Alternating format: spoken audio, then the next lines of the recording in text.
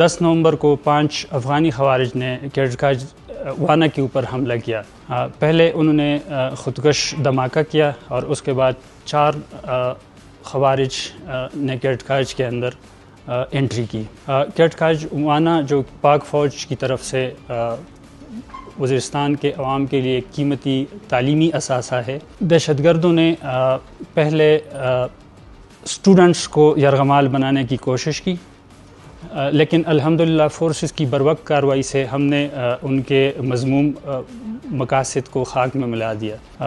سب سے پہلے ہم نے اسٹوڈنٹس کو محفوظ بنانے کی کوشش کی، جس میں ہم نے دہشت گردوں کو پہلے ایک مخصوص بلاک تک محدود کیا اور اس کے بعد ہم نے رات تقریباً 10 سے 10:30 بجے کے قریب ہم نے ان کے خلاف بھرپور آپریشن کیا اور ہم نے ان کو جہنم واصل کر دیا. سر کا ٹائم تھا، ہم فوراً اٹینڈ کر رہے تھے. اسی دوران ہم لوگ ڈرل کمپٹیشن کے لیے تیاری کر رہے تھے کہ اچانک سے دھماکہ ہوا. ہم لوگوں نے انتہائی بھاری قسم کی آواز سنی، لیکن ہمیں یہی پتہ چلا کہ تعلیم کے دشمن ہیں جو کہ ہمیں تعلیم حاصل کرنے سے روک رہے ہیں.